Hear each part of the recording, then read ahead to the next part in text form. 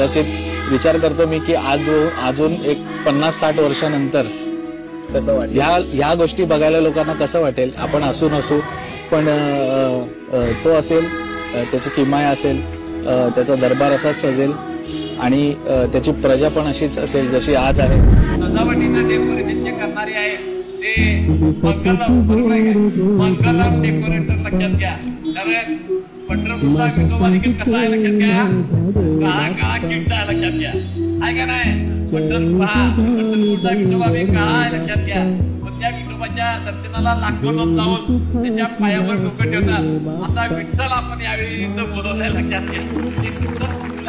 आणि त्या विठ्ठलाचे जे सहकारी जे आहेत त्या सहकार्यांच्या वतीनं अत्यंत चांगल्या पद्धतीचं डेकोरेशन आम्हाला तर ते काय मोबाईलवर करून दाखवले लक्षात घ्या.